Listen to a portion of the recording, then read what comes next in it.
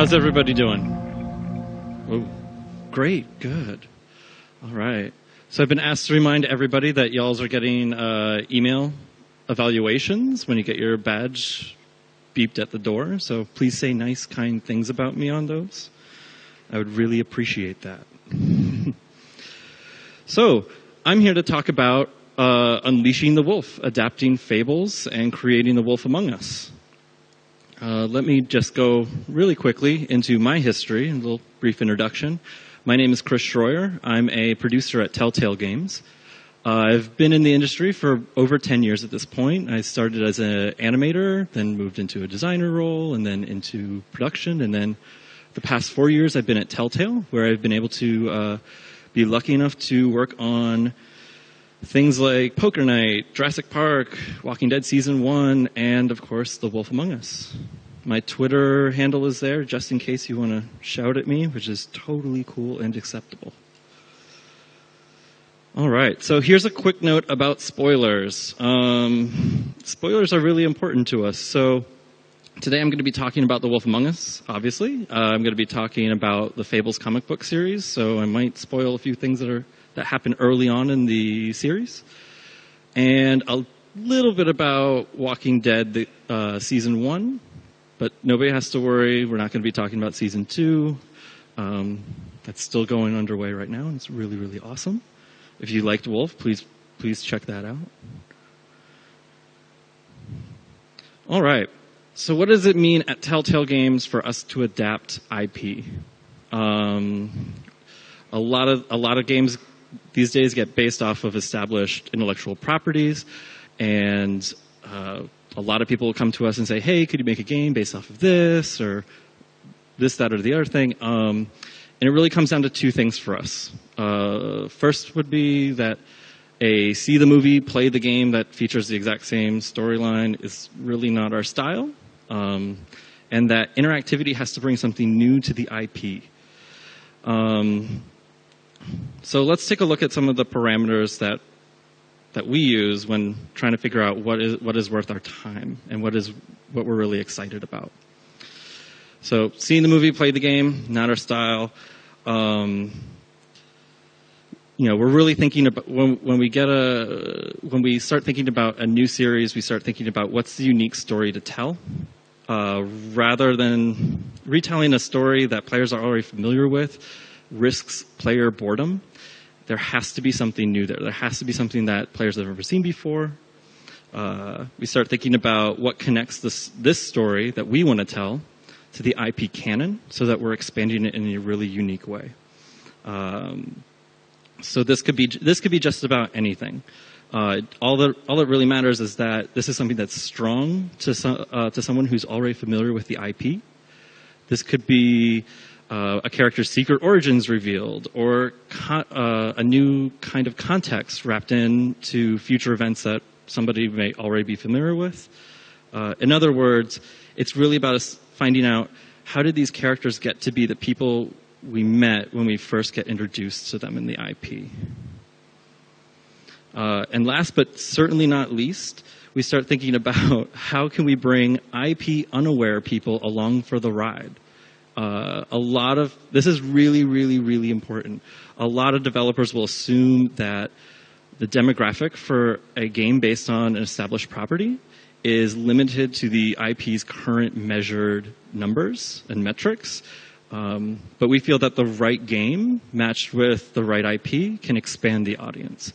And this is certainly true for Wolf. A sizable portion of our players, this game was their introduction to the world of Fables, something that had over 10 years of comic books, all these side series, all these books, all this really great material for them to dig into immediately after they finished the game.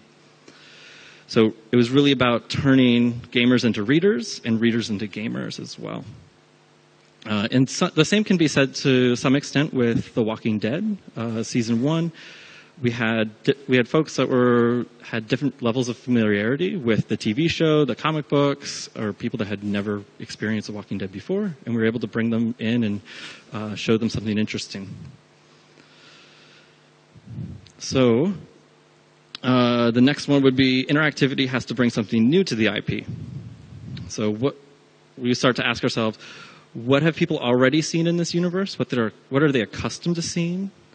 What have they not seen yet? Having a clear understanding of the player expectations coming into the series is vital when establishing the scope of the game. So before starting production on Wolf, we did some market research on characters and settings that people most associate with the Fables comic books. That way this helped us inform some storytelling decisions and directions, making sure that a number of these were hit. So obviously, Big B Wolf would be somebody who we would see. Snow White would be a character that we would see. And sort of helped us prioritize who would be present. Also, what some settings would be present. Like, obviously, the business office was a really big and important high fantasy setting to have right in the middle of New York City, which is another awesome location that we needed to show. So this helps steer our conversation around what we absolutely needed to hit in the series, and then if and when we would bump into something where it's like, we really want to tell this story, but it doesn't hit this element that ranked pretty high on that list. And if we were consciously going to miss that, we knew that we had to make up for it in a very significant way. Like, if we weren't going to show the farm, we would need to talk about it in a fairly significant way, since that plays such a huge role in the universe of Fables. The next thing is we start thinking about is what the player gets to own as they play. What does the player really control over the story? What are the activities that they're in charge of? For Bigby and Wolf, this means everything from acting as a mediator between people who are arguing, as an investigator, and certainly somebody who does a little bit of brute work with his fists and claws along the way. We start thinking about what is the range of the tailored narrative. So in a Telltale game, there are some things that are bound to happen for everybody. Spoiler alert, no matter what, Faith is going to die in the first episode, no matter what the player does. That's something that kicks off the entire season. It absolutely needs to happen. But the player has to feel that they own the progression of the story. They have to feel like that the events that are unfolding in front of them are things that they're actively participating in, and that they're pushing the investigation forward. So tailored narratives aren't necessarily focused on giving everybody a completely unique, different ending, because sometimes that's just not possible for production or creative purposes. But they should deliver a story that the player feels that they have significant influence over on a moment-to-moment basis. When the player feels that they really own an aspect of a character or a situation or a story arc, the drama then becomes so much more intense, and the interactions, whether they be like a big, huge, do you arrest the woodsman, do you arrest D at the end of episode 1, or even a small dialogue choice about how you respond to a character, those take on really significant, unique meanings. We also think about what established characters most naturally lend themselves to interactivity. Every game development studio is going to answer this very differently because everyone has some very different strengths. For Telltale, that means asking ourselves questions like, who has the widest emotional range? Who has the most at stake? And what characters are the player most likely going to attach themselves to? Mr. Toad in episode 1 is a really good example of a character that fans really attached themselves to. So we're able to find more space for him to come in throughout the season. Hitting each of these items here, you'll see that hitting each of these items will make sure that you're not just making a game that looks and feels like the IP, but it really adds to it in a way that should be new for hardcore fans while remaining open for people who are just getting exposed to the IP for the first time. And it's really, really, really important when we answer each of these questions that we don't take canon knowledge for granted, because a lot of people are going to be experiencing these characters, these settings, these environments for the first time. Not everyone has had the ability to read through 150 comics, multiple side series, standalone graphic novels. There's lots of stuff for Fables to miss. So just because we are super obsessed and super hardcore fans, it means that we may have to do a little bit of explaining along the way. And being able to clearly identify these aspects early in pre-production will help the team focus on what's really important and how to get the most out of the writing, design, art, programming, you name it. So next I'm going to talk about what we saw in Fables that made it a good IP for us to adapt. The first and the most prominent one would be that there are lots of proactive characters in the Fables universe. Snow and Bigby very specifically. These are the characters that are responsible for the fate of Fabletown on a moment-to-moment, day-to-day basis. Bigby, he's law, order, and enforcer of Fabletown. His actions are self-motivated. They impact nearly everyone around him. When he deals with Snow, both of them together, they deal with everyone from forgotten fables like Faith and Nerissa, all the way up to the Fabletown cultural elite like Bluebeard. They're really responsible for coming up with the plan and executing the plan to save the day very, very, very frequently in the books. They also have the most at risk on a near constant basis because of this, particularly in the beginning of the series, the first few paperback trades. So these are the characters that we quickly identified as like these are the characters that get shit done. So the game had to center on them. It was super vital and super important. Another aspect that we really liked about characters in Fables is that everyone has at least a few secrets to hide. Bigby's past as being one of the biggest, baddest villains around impacts his ability to do his job on a daily basis. Bluebeard's constantly scheming something behind everyone's back, and even characters that play traditionally simple or traditionally good characters in their backstory, like Cinderella, have huge parts to play in the big picture. That's a really appealing thing as a game developer, to be able to take a look at those characters and be able to expand upon them a little bit. And to just continue with some of these character traits, figuring out who is who and how they might be contributing to the larger story is constantly on the mind of the reader as they read Fables. So that was an aspect that we knew that we needed to include, and we really, really enjoyed. One of the cornerstones of the comic book series is that these characters are unique takes on familiar characters that the player or reader may already be familiar with, and seeing how Bill Willingham, the writer of Fables, is able to kind of subvert reader expectations or twist them was something that also drew us there. Because we all know similar versions of the Big Bad Wolf, Snow White, Three Little Pigs, but Fables made getting reintroduced to each of these characters really fun, really exciting, and sometimes they were even a puzzle for the reader to figure out.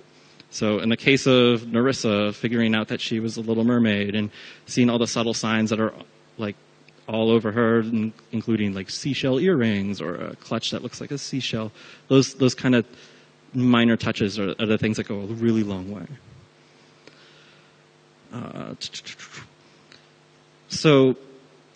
And one of the things that allowed us to add to canon in a fairly significant way is that the history that readers or players in this case may already be familiar with might not be 100% accurate. Bigby uses the line, "That's the way Mundies tell it," fairly frequently in the books. And that's a statement that tells the reader that their knowledge of a particular character isn't guaranteed to be the 100% truth. And it gives us a huge amount of space in order to either reinvent, repurpose, or come up with entirely new histories for each character. Specifically with somebody like Bigby as a reformed villain, that's really awesome, meaty material for us to work with. But early on, we knew that we needed to show someone on the opposite end of that spectrum. So that's why we included the woodsman as a hero who kind of loses his way and isn't necessarily the knight in shining armor that one would expect. So complicated, conflicting character emotions. These are the things that are really, really, really good. One other thing that is a little bit of a double-edged sword that drew us immediately to Fables was the wide storytelling range and the very established timeline of events. So while it's great to have canon to rely on as reference, it can also make it really difficult sometimes to find the right moments to add to in a significant way. when we would have design brainstorming sessions, we would have a lot of ideas that would just come up and be like, oh, wouldn't it be cool if Bigby did X, Y, or Z? But we couldn't because, according to canon, in issue 70, whatever, he does something that directly conflicts with that or makes a statement that like he's never done that before. So that meant having to be aware of canon history on a very low level. Maintaining consistency with a large volume of source material is really, really difficult, but it's incredibly worth it because it's just a mountain of stuff that you can draw upon. And one of the other really nice things that we liked about the established timeline of Fables is that there's a continuing series of interesting events, but there's giant spaces in it where decades can go by and where things haven't been fully fleshed out. The books show Ichabod Crane's an ultimate fate, but it really only vaguely refers to his crimes and his removal from Fabletown office. That's like totally interesting prequel material. That's somebody who used to run the town, and for whatever reason they're not. Let's tell that story. That's awesome. And the books also don't really go into how Snow becomes deputy mayor. It's established that it's under unusual circumstances that not every Fable in town really understands or even really agrees with. But we thought it would be really interesting to tie those two storytelling elements together to tell a really compelling arc. And another really big one for us from a storytelling perspective would be at the end of the first story arc of the comics, readers see Bigby open up to Snow emotionally for the first time ever after working with her for centuries. And we thought about like what would really prepare this character, this literally lone wolf character, to be able to make that kind of emotional leap. So that was all really, really cool stuff, and we really liked it. And one of the other aspects of the comics that we really enjoyed was that Fables tells a story using a wide range of styles and genre. In any given issue, you're seeing things like dark fantasy, mystery, sci-fi, comedy, horror, noir, romance, just about any storytelling genre. And when looking at an IP, that provides the most flexibility for us to do just about any story that we really feel strongly about. It's at this point I should probably note that Bill Willingham, DC Vertigo, and Warner Brothers Interactive were all incredible creative and collaborative partners to work with, and gave us a lot of trust in being able to work with something that they care very, very deeply about. And then the last question that we always ask ourselves at Telltale, because we make episodic content, is we ask ourselves, how well does the source material adapt to episodic content? You'd be surprised, not every story and not every IP lends itself very well to episodic content. And for Fables, it was really awesome because the source material was already episodic content. Readers of the material were already going to be familiar with those sorts of storytelling structures and patterns. So let me get on to exactly what happened on making Wolf Among Us. I joined the Wolf Among Us team a little bit into development. Without boring you guys with the entire details of it, when I joined, we had a season arc in place. We had episode 1 written and recorded.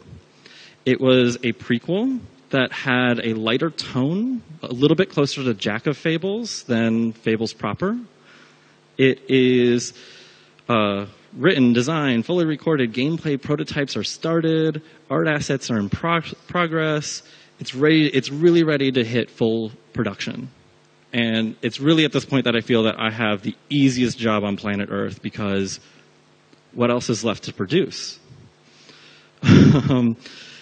So that gets us into something that happened really in a really interesting point in our studio's history. Anybody want to take a guess at what these people are all experiencing? These are all people playing Walking Dead season 1, episode 5. And it's really, really important for me to show you guys this, because these are reactions that are so rare with video games. This isn't usual. People, big gamer dudes don't usually bust out and cry at the end of a game.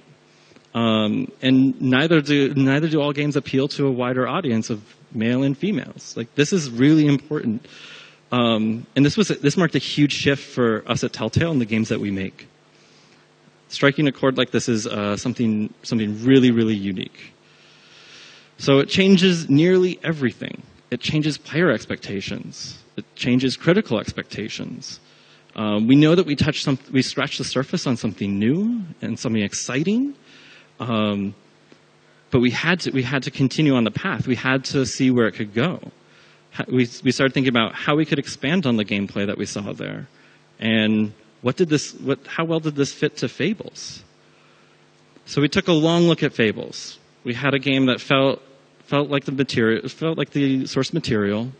Gameplay-wise, we were thinking it was doing okay, but it wasn't striking people at an emotional level like something like Walking Dead Season 1. We knew that it didn't have to necessarily hit players in the feels. We didn't have to make people cry, but we knew that we had to connect with people on an emotional level. That's really, really important.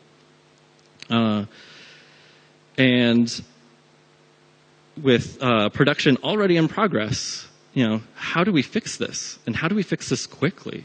Like, that's incredibly scary. So we did this thing. We rebooted our season arc. The things that were open to reconfiguration would be season arc, dialogue, design, the basic building blocks of how our episodes are put together. We knew that we had less than a year to get this together for a fall launch. So we had a really good head start by having characters, sets, props, all ready to be repurposed. But the challenge was going to be on our writers and designers in finding a new purpose for each of these things that have already been built into something that's going to be emotionally compelling. So why is this kind of terrifying and scary? There's a lot of work to be redone. There's an entire script. There's scripts that need to get rewritten. There's VO that needs to get re-recorded. Designs that need to be completely redone. That just trickles down to everything. Programming, animation, cinematography, you name it.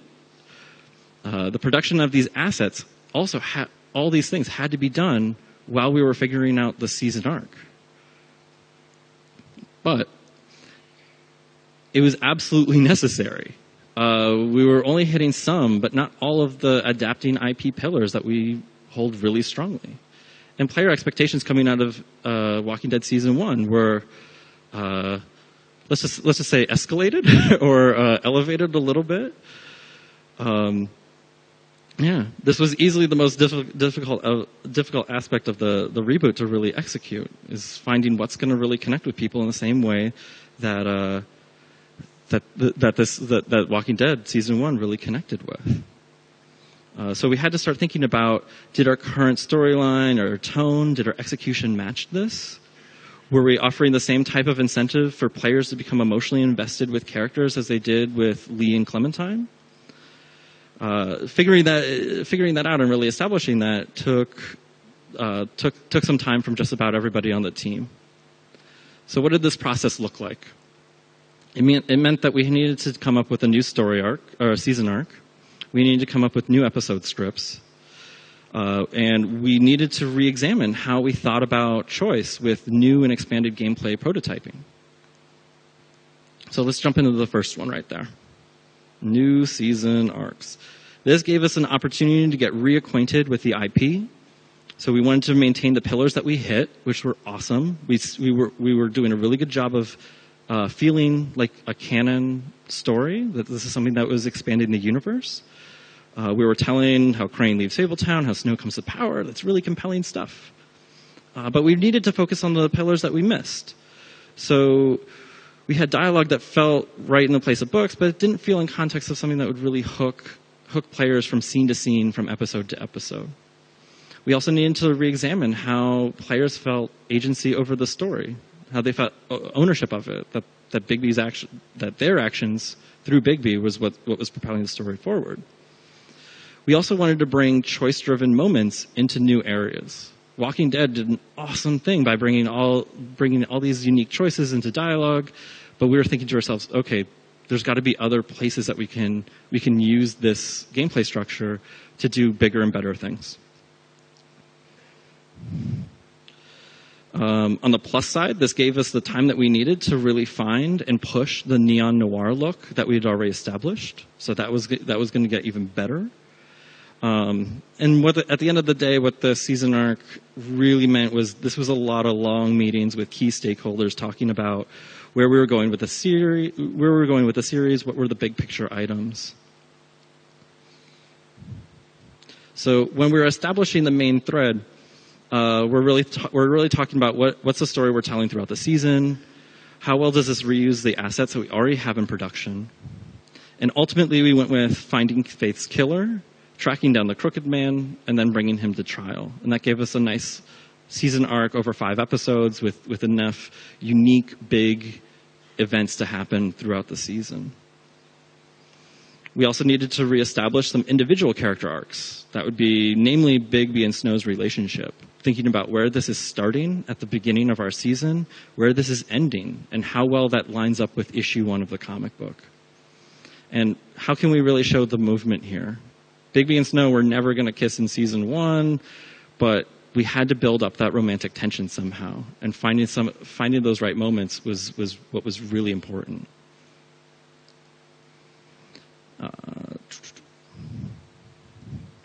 So another one of the things with the main threads and individual character arcs is really establishing how Bigby handles his relationships with others that ask him for help. Throughout the season, we sort of use some characters as representations for essential things that people absolutely need in order to survive. So with Colin the pig being at your place, he's looking for shelter. That's an essential survival element. With Flycatcher, he's looking for some amount of security through a job. And with Jack, he kind of represents a little bit of compromise, but though to be fair, Bigby's not necessarily the most impartial person when it comes to him. And from a villain perspective, we looked at the Crooked Man's influence and oppression of people in different forms. For everything from his glamour services for the dancers at Pudding and Pie, to Fables wanting to relive parts of their lives of the homeland to see things how they used to be, like Beauty and Beast. We started to think about ways for us to show this kind of corruption that goes beyond just money laundering or prostitution, really. We also started to think about what's happening with the supporting cast. What's happening in these people's lives. What's happening with TJ and Toad. Always really good stuff. And last but definitely not least would be determining the big choices per episode. When a player finishes a Telltale episode, we want them to run to their nearest friend and who also played the episode and just be like, oh my God, I can't believe that this just happened. What did you do at this moment? We want them to have that back and forth and that conversation. Because this is usually how we were able to get people hooked in from episode to episode, but then throughout the entire series. A really good example of this would be at the end of episode 1, where you're either arresting Dee or the Woodsman, or making deals with different individuals for help, or bringing in Crooked Man in the final episode about whether you're going to listen to Snow's advice and her wants to bring Crooked Man to trial in front of everyone in Fabletown, or if you're just going to kind of off him immediately and serve justice in your own unique way. Establishing each of these things is what really helps determine what the player is going to feel ownership over in the entire experience. So I want to talk a little bit about when we had to go back and rewrite episode 1. One of the very difficult challenges that we found was this constant push and pull between the concept of readers and the concept of players. Readers are already going to be familiar with these characters, these settings, the rules that govern each of them. And game players who may not have read any issue of Fables are going to be unfamiliar with, like, what's a Monday or what's a glamour. These are things that early in internal reviews of the game that we found there was a wide difference between people who were caring about their choices or not. And the people that ended up caring about their choices were people who understood the rules of the universe, and the people who were making choices sort of arbitrarily were the ones that were just like, I don't know what that is, so I'm not super vested, or I don't really care about this. Since so much of the season's plot centered around some of these things, like glamours, we had to get all players on the same page as quickly as possible in episode 1. So we had a few rounds of tackling this in a lot of different directions, and we settled on 2 really key moments. The first is going to be this opening text that appears before any interaction happens. This really establishes the concept of Fabletown, where it is, what glamours are, and their importance of sort of hiding in plain sight. This also the text here also establishes Bigby's role in the universe. This is your avatar. This is the person that you're going to be. And it's also nice to have that Once Upon a Time in New York City thing that is right at the front that is a direct reference to issue 1. The second aspect of this that we used to really establish the ground rules really, really quickly was this conversation with Mr. Toad at the very front of the game. So in this moment, Bigby Wolf has been called to Toad's apartment complex, and he sees Toad out of glamour, and they very quickly have to have a discussion about, 1, why am I here? 2, why are you out of glamour? And 3, what do you want me, the player, to do about it? So we were really thinking about what needs to happen in this conversation. And at the end of the day, we thought about, what is this conversation really about? This conversation's about the existence of non-human fables, folks that look like Toad, the importance of hiding from Mondays. Toad directly says, like, I know I don't look human, and I know that's a problem, I get it. Like that's establishing that he is breaking some rules here. We're also establishing that Bigby is the enforcer of laws. That this is the first choice that the player gets to have. Like the first choice that the player has in the game is in response to Toad being out of glamour. So the player then gets to decide: are they a stickler for rules? Are they going to let it slide? What kind of sheriff are they going to be? And then also Toad kind of asking you to just do something about the woodsman upstairs. That's also a reinforcement of Bigby's place in the world. We're establishing that the farm is a place where non-human fables go, and that's where they are sent if they can't maintain a glamour. And what's really at stake. Discovery of the fables by Mondays. Toad clearly doesn't want to go there. It's a place that is somehow worse than his rundown apartment building. So that should set the bar pretty high in terms of like, all right, that's something that Toad is going to care about. We're also setting it pretty clear right at the front that glamours are a thing that come from a single source, and they are expensive. Bigby says, go to the witches, go to glamour. Toad says something along the lines of, do you have any idea how much it costs to keep an entire family in glamour? That's the stuff that's establishing that these things are rare and important and cannot be easily replaced. And then lastly in this conversation, just in case anybody thought the name Bigby Wolf was a little too subtle, we're establishing that Bigby is the real Big Bad Wolf.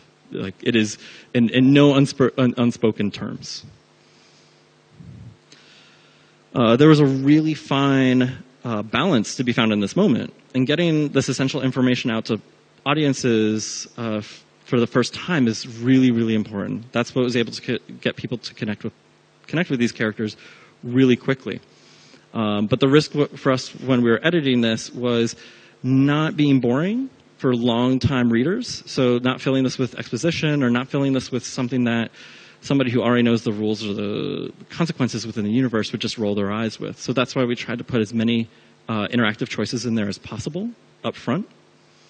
At the end of the day, we're really talking about 3 to 4 minutes of content. But finding and really investigating in this moment was one of the best things that we could do to make sure that both audiences were engaged fully. So now I want to talk very quickly about some of the new and expanded gameplay prototyping that we did. Early on, when we saw the reaction to Walking Dead Season 1, we knew that we wanted to bring choice to a next level. So we were thinking about how do we bring choices into action sequences. We thought about chase sequences, and because Bigby Wolf is a little bit of an investigator, we thought about what does it really mean to investigate as somebody who can sniff out blood from miles away. So to do this, we broke some teams up into 3 different scrums, and we assigned each of them to either action sequences, investigations, or chase sequences. Bringing choice into action sequences, we really just wanted to expand on what was happening in Season 1 of Walking Dead. We knew that Bigby Wolf is a legendary badass. He is the big bad wolf. He is entirely capable of handling himself physically. This is something that Lee Everett of Season 1 of Walking Dead couldn't necessarily claim the same things. So Bigby's movements had to be bigger. They had to feel bigger. They had to feel badder. They had to carry more weight. The threat of death wasn't something that felt very compelling because of this. If Bigby is a near immortal character, having him die at any turn in an action sequence didn't feel canon. So in order to maintain that, we knew that there would be a few circumstances where Bigby could die, but they would have to be really unique. They would have to be really severe. We established very early on in the episodes that Fables are hard to kill. We make a point of this with the woodsman getting an axe in his head and then walking away a few moments later. And when it came to action sequences, we knew that tests of skill, or we discovered that tests of skill weren't nearly as interesting as the player deciding how they wanted to move through a fight and putting that control into a player's hand. That's really, really cool stuff. So it really became about like how where did you throw the woodsman when you were fighting with him in episode 1, or in episode 2 when you get to the pudding and pie, did you destroy all of Georgie's things? Like, did you smash up his turntable? Did you smash up his neon sign? These are the things that matter to that character, less so than how did it feel to button mash, or did it to click on an object to destroy it. And another really good, awesome character moment would be in episode 3, whether or not you decided to beat Beast into a bloody pulp, or if you let up on him a little bit easier because you guys have a little bit of a friendship going on there. So for chase sequences, it was pretty similar to action sequences. We knew that chases were going to be something that Bigby was going to be very capable of handling himself with. He was going to win them, but it was more a matter of what the player got to do within those spaces. So a really good example of this would be episode 5, or you're chasing after Georgie and Vivian, and at one point you have to choose between landing on their car or another car, and bringing choice into that split-second moment, and using that choice as a way to determine which time frame of the pudding and pie sequence that immediately played afterwards that the player received. The difference there is fairly substantial. In one version of the pudding and pie, if the player lands on Georgie and Vivian's car, that version of the pudding and pie sequence, you see Vivian kill herself. There's no ambiguity about that at all. But if you landed on Crooked Man's car and you get there a little late, the player has to trust Georgie's retelling of the story. It becomes something that's less literal and more about trusting a character's dying words. Over on investigation sequences, we knew that Bigby is going to be a legendary sleuth of the Fables community. We knew that these couldn't be pixel hunts. Investigations couldn't be about hunting down a single object, but more about creating a story about how Bigby is going to arrive to a solution, and letting the player really, really own that by finding their pathway through it. So in episode 1, you're trying to get information out of Toad, and he's just kind of being an obnoxious little little Toad about it. And you have to basically prove to him beyond a reasonable doubt of saying, like, look, Toad, I know that something happened here, and I know that you're not being cooperative, but you need to because this is really, really important. And in that moment, the player gets to decide whether they want to be the big bad wolf sheriff and pick up Toad and just shake the information out of him, or use their wits to try to find the proof that is going to implicate Toad. These investigation tactics were also seen when revealing the secret behind Dead Snow's glamored body, or reviewing evidence with Beauty in the Open Arms Hotel to figure out what were the possible motives for whoever killed the girl that was upstairs. So it was really about asking players, how is the player responding to other characters around them and the information that they're receiving?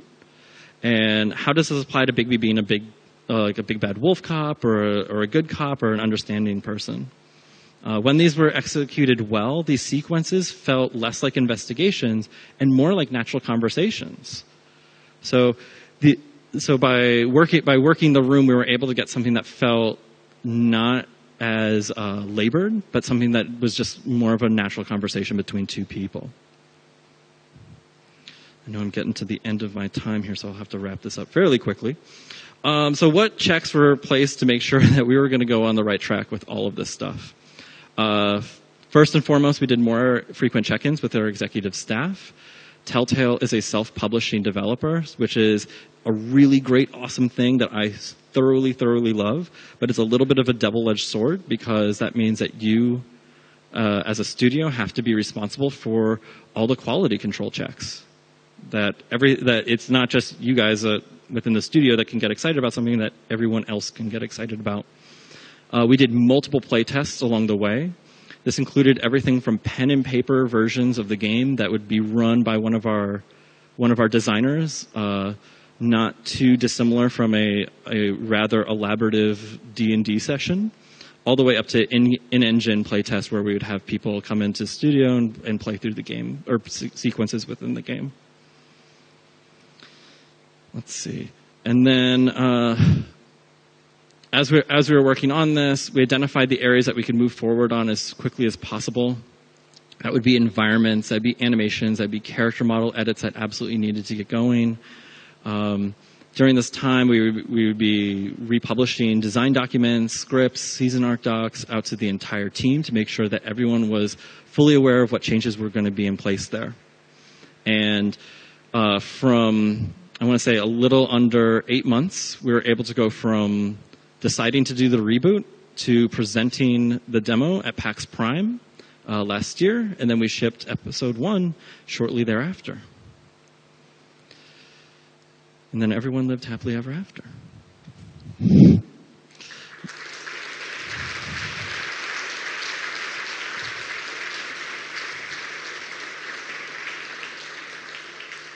So at this point, if anybody has any questions, I'd love to be able to answer some of them for you. Anybody have a question? Somebody right here in the front row. Thank you. I'd like a few details about the pen and paper playtests and what conclusion have you drawn from them? One of the best things about the pen and paper version of the game that we ran was we'd often find somebody wanting to do something that we hadn't accounted for. And because it's pen and paper, one of our designers were able to very quickly say, like, all right, let's suppose that Bigby does do something that we didn't plan for. And they would, on the fly, make the story that would either help bring them back onto main path, and we would review some of those materials in order to be like, all right, is that something that we need to include? Is that something that's going to be is that going to be a natural one for the player, or is that something that's a little bit more around the outside? So it provided us that much more level of detail of how do we edit and how do we modify to get something that's going to feel super compelling. Questions? Any more? Oh. Hey there. Thanks for your talk. I was wondering, were there any moments where the feedback that the players gave, who played the first or second episode, affected the design or development of the later episodes in the season? Yes. Specifically, I'm struggling to find just one instance of that, but yes, all over the board. It would be everything from like a subtle line of dialogue that would need to be changed or altered through a pickup, through a wait a minute, we didn't really account for this pathway through an investigation. So a lot of that feedback came in a lot of different forms. Any more questions? All right. Well, thank you all for coming by. I most appreciate it.